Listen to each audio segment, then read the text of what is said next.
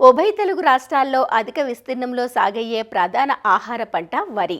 వరిలో అధిక దిగుబడులు పొందడం కోసం రైతులు మోతాదుకు మించి రసాయన ఎరువులను వేస్తుంటారు. అందువల్ల భూభౌతిక స్థితులు దెబ్బతిని నానాటికి కాలుష్యం పెరిగిపోయి పర్యావరణానికి ముప్పు వాటిల్లుతోంది. ఇలాంటి దుష్ప్రభావాలు లేకుండా నేల ఆరోగ్యాన్ని కాపాడడం కోసం ఇటీవలి కాలంలో అధిక వాడకంలోకి వచ్చాయి జీవన ఎరువులు. సూక్ష్మజీవుల సముదాయమే జీవన ఎరువులు. ప్రకృతిలో సహజ సిద్ధంగానే లభించే పోషకాలను మొక్కలకు అందుబాటులోకి తేవటమే వీటి ప్రాముఖ్యత. చాలా తక్కువ ఖర్చుతో పంటలకు అవసరమైన పోషకాలను అందుబాటులోకి తెచ్చే జీవన ఎరువులపై రైతులకు సరైన అవగాహన లేకపోవడం వల్ల వీటి వాడకం అంతంత మాత్రంగానే ఉంది.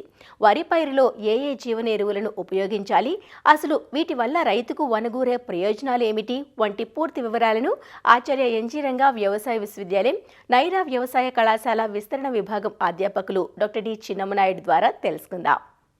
మరి వరి పంట ఇక్కడ ఉత్తర కోస్తా జిల్లాలో ఎక్కువ విస్తీర్ణంలో వేయటం జరుగుతుంది.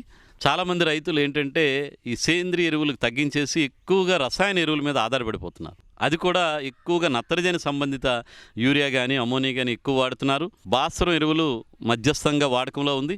అదేవిధంగా పొటాష్ ఎరువులు అయితే మనం సిఫార్సు చేసిన దానికన్నా 50-60% తక్కువగానే వాడుతున్నారు. కొంతమంది రైతులు అసలు ఈ పొటాష్ ఎరువులను వాడటం లేదు. పంట దిగుబడులు పెరగాలని రైతులు ఇంకా ఎక్కువ మోతాదులో ఈ రసాయన ఎరువులు ఎక్కువగా వాడేస్తున్నారు.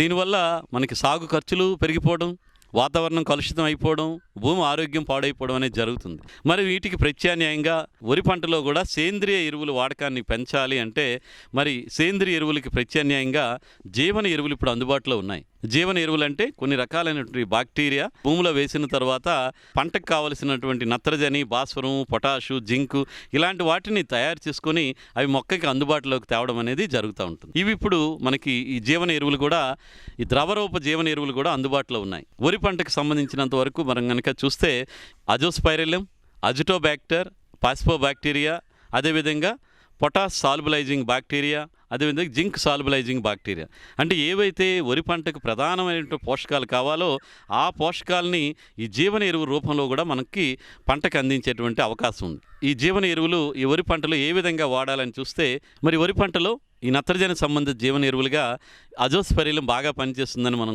క్షేత్రస్థాయిలో గమనించడం జరిగింది. ఈ నత్రజనికి సంబంధించినటువంటి అజోస్పైరిలం 500 మిల్లీలీటర్లు, అదేవిధంగా భాస్వరానికి సంబంధించిన పాస్పోబ్యాక్టీరియా అనేటువంటి జీవన శిలీంద్ర ఎరువు 500 మిల్లీలీటర్లు, అదేవిధంగా ఈ పొటాష్ సాల్బులైజింగ్ బ్యాక్టీరియా ఏదైతే ఉందో అది కూడా 500 మిల్లీలీటర్లు. అంటే మనకి ప్రధాన పోషకాలు ఏవైతే ఉన్నాయో వాటికి సంబంధించిన ఈ ద్రవరూప జీవన ఎరువులను ఒక్కొక్కటి 500 మిల్లీలీటర్ అంటే 1/2 లీటరు ఒక ఎకరానికి. వీటిని వేసే ముందుగా మనం సేంద్రియ ఎరువుకు కలుపుకోవాలి. అంటే సుమారుగా ఒక 100 కేజీల పశువుల గత్తం కానీ లేదా ఒక 50-60 కిలోల ఈ వానపాముల ఎరువుకు కానీ ముందు రోజే, అంటే రేపు మనం పొలానికి వేస్తామంటే ముందు రోజే మనం ఈ జీవన ఎరువులన్నింటినీ కూడా ఆ సేంద్రియ ఎరువుకి పట్టించేస్తాము. ఒక రాత్రి ఉంచుతాము. రెండవ రోజు పొలానికి వేసుకోవాలి. అది కూడా ఎప్పుడు వేయాలంటే అంటే నాట్లు వేసిన తర్వాత 10 రోజుల లోపు మనం తయారు చేసుకున్న జీవన ఎరువుల మిశ్రమం ఏదైతే ఉందో దాన్ని పొలంలో పల్చగా నీరుంచి చల్లేస్తే కనుక ఈ జీవన ఎరువులు వేసేటప్పుడు భూమిలో కొంత తేమ ఉండాలి, చల్లదనం ఉండాలి. ఆ ఉంటేనే అందులో ఉన్నటువంటి సూక్ష్మజీవులు బాగా పనిచేసి ఈ ఎరువుల్ని మొక్కకు అందించడం అనేది జరుగుతుంది. వీటి ద్వారా మనం వేసేటువంటి ఎరువులు యూరియా కానీ పొటాష్ కానీ లేదా భాస్వరం కానీ ఒక 20-25% వరకు కూడా తగ్గించుకునే అవకాశం ఉంటుంది. ఇందులో ప్రధానంగా ఈ ఫాస్ఫరస్ సాల్బులైజింగ్ బ్యాక్టీరియా ఏం చేస్తుందంటే ఈ చాలామంది రైతులు ముందు పంటకు ఎక్కువగా ఈ భాస్వరం ఎరువులు కానీ డిఏపి ఎరువులు కానీ ఎక్కువ వాడుతుంటారు. అవి కొన్ని నేలలో ఫిక్స్ అయిపోతాయి. అలాంటప్పుడు మనకు కనుక ఈ పిఎస్బి ఫాస్ఫరస్ సాల్బులైజింగ్ బ్యాక్టీరియా కనుక మీరు కనుక వరి పంటకు కనుక వేస్తే ఏదైతే మట్టిలో ఫిక్స్ అయిపోయినటువంటి భాస్వరం ఉంటుందో దాన్ని రిలీజ్ చేసి మన వరి పంటకు అందించడం అనేది జరుగుతుంది. కాబట్టి మరి రైతు సోదరులు రసాయన ఎరువులే కాకుండా ఈ జీవన ఎరువుల గురించి కూడా తెలుసుకొని వాటిని కనుక వరి పంటకు వేయగలిగితే మనం సేంద్రియ ఎరువులు వేసినట్టు అవుతుంది, రసాయన ఎరువులు తగ్గించుకోవడానికి అవకాశం ఉంటుంది, నేల ఆరోగ్యం కూడా బాగుపడుతుంది. కాబట్టి మరి వరి పంట వేసే రైతులు ఇప్పుడు మనం చెప్పుకున్నటువంటి జీవన ఎరువుల్ని తప్పనిసరిగా వాడడానికి ప్రయత్నం చేయాలి.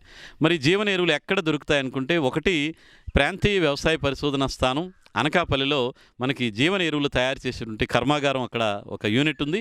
అజోస్పైరిలం కానీ, అజిటోబాక్టీరియా కానీ, పిఎస్పి కానీ, పొటాష్ సాల్బులైజింగ్ బ్యాక్టీరియా కానీ, ఇంకా జింక్ కూడా ఇప్పుడు దొరుకుతుంది. జింక్ కూడా సూక్ష్మ ధాతు పోషకం. దీనికి సంబంధించిన జీవన ఎరువులు కూడా అక్కడ అందుబాటులో ఉంటాయి. వీటి ఖర్చు కూడా ఎక్కువ ఉండదు. ఒక్కొక్కటి అర లీటర్ 150 రూపాయల వరకు ఉంటుంది. కాబట్టి మనకి ఎకరానికి మొత్తానికి వేయాలనుకుంటే ఒక 450-500 రూపాయలు అవుతుంది. కాబట్టి ఇటు వేయడం వల్ల చాలా లాభాలు ఉంటాయి. నేల ఆరోగ్యం కానీ, పంట ఆరోగ్యం కానీ బాగుంటుంది. కాబట్టి మరి రైతు సోదరులు మరి రసాయన ఎరువులనే ఎక్కువగా వాడేయకుండా సేంద్రియ ఎరువుల్లో భాగంగా ఈ జీవన ఎరువులు వాడటానికి కూడా ప్రయత్నం చేయాలి.